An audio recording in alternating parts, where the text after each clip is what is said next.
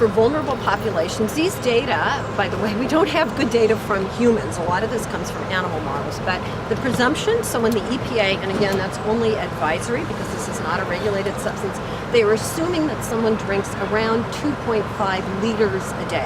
Now, obviously, an infant, someone very, is going to be drinking less than that. But these advisory levels, that's the assumption. But again, it is safe at, drink for the majority of adults at drinking an estimated 2.5 liters a day. With new OHA rules coming down the pipeline regulating testing throughout the state for these kind of at-risk bodies of water, does OHA also plan potentially to try and research more into what the effects on people themselves can be? You're saying a lot of the data comes from animals, while we share some links with them, they're not people.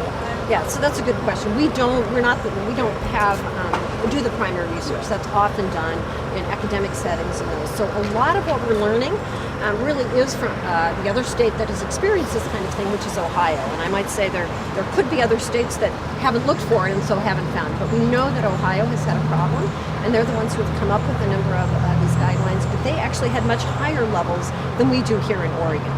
So that's part of the reason why initially we were being very cautious, and we've sort of looked at that and said, well, in fact, for example, there isn't any issue with, cleaning clothes or washing sheets. Hospital had a question about that, and cleaning surfaces. That had been a recommendation from Ohio because they had much higher levels. So back to your point, I think we're learning as we go. Again, this is not regulated by the EPA, and so we are trying to get as much information and science as we can to inform this.